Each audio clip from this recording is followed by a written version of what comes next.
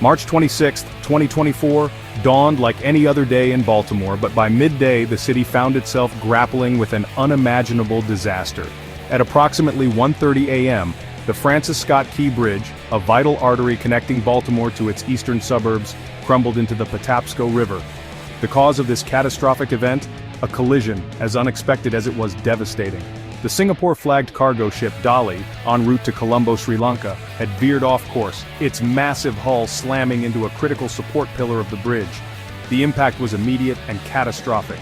Sections of the bridge, once bustling with morning commuters, simply vanished into the water below. Twisted metal and shattered concrete became the only testament to the structure that had stood for decades.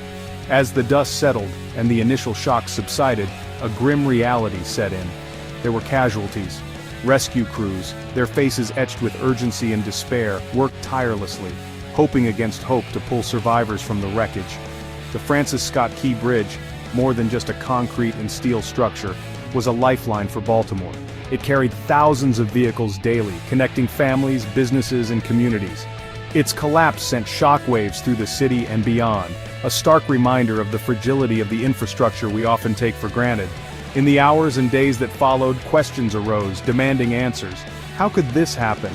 Who was to blame?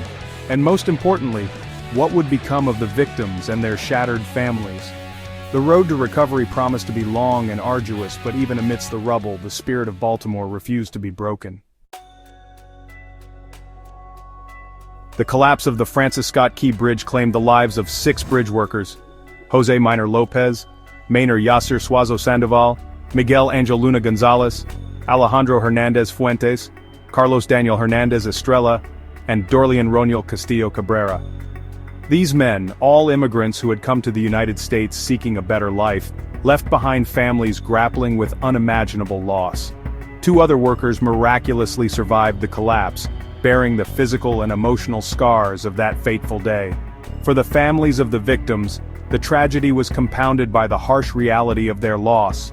Many relied on the incomes of their loved ones, and the sudden absence of their breadwinners created a financial precipice. Beyond the financial strain, the emotional toll was immeasurable.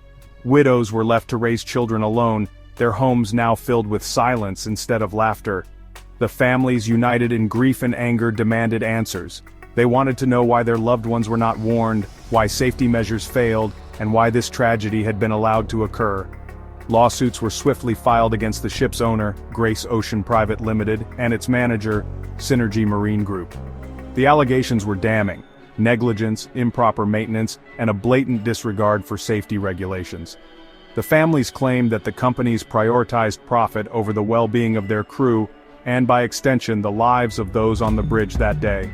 They sought justice, not just in the form of financial compensation, but also in holding those responsible accountable for their actions. The legal battle promised to be long and arduous, a complex web of maritime law, corporate responsibility, and the pursuit of justice for those who could no longer fight for themselves. The eyes of Baltimore, and indeed the nation, were on the courtroom, watching to see if the scales of justice would tip in favor of the families who had already lost so much.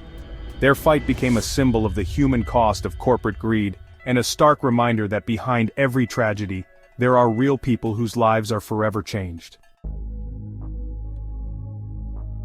In the wake of the tragedy, a chorus of questions arose, demanding answers. How could a massive cargo ship like the Dali simply collide with a bridge? What were the circumstances that led to this catastrophic event? Multiple investigations were launched, each seeking to peel back the layers of this disaster and determine the root cause. The National Transportation Safety Board, NTSB, took the lead, meticulously combing through the wreckage, analyzing data, and interviewing witnesses.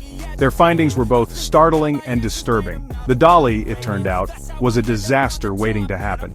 The ship had a history of electrical problems, and in the crucial hours leading up to the collision, experienced multiple blackouts due to crew errors and faulty equipment.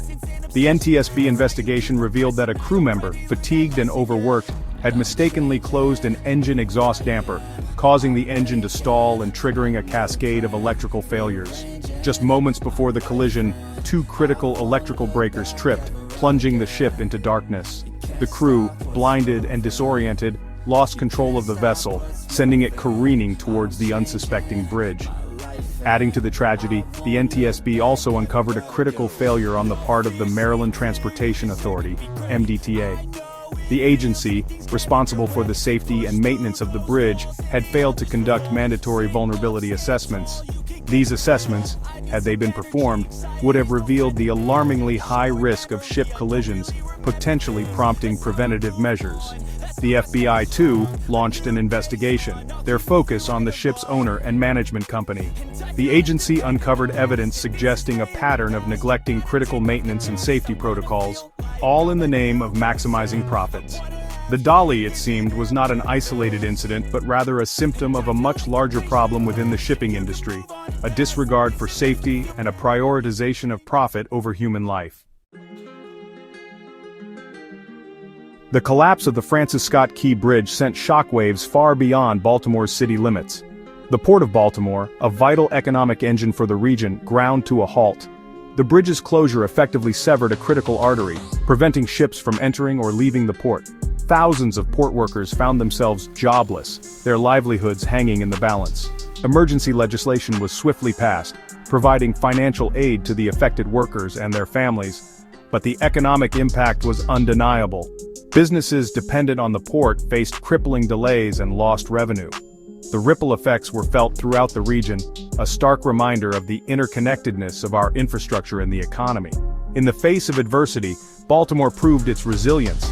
Plans for a new bridge, stronger and taller to accommodate larger ships, were swiftly drawn up. Federal funding, recognizing the national significance of the port, was quickly secured. The new Francis Scott Key Bridge, a symbol of Baltimore's determination, was designed not only to reconnect the city, but also to serve as a poignant reminder of the lessons learned. The new bridge, unveiled in February 2025, incorporated state-of-the-art safety features, including a sophisticated radar system to monitor ship traffic, and a reinforced concrete structure designed to withstand even the most severe impacts.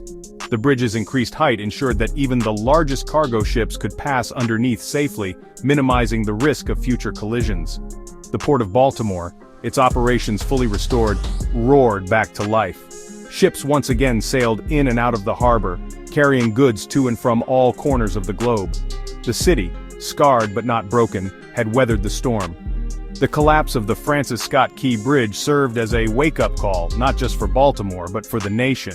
It highlighted the critical importance of investing in and maintaining our aging infrastructure. It underscored the human cost of corporate negligence and the need for stricter safety regulations. And perhaps most importantly, it demonstrated the indomitable spirit of a city determined to rise from the rubble, stronger and more resilient than ever before.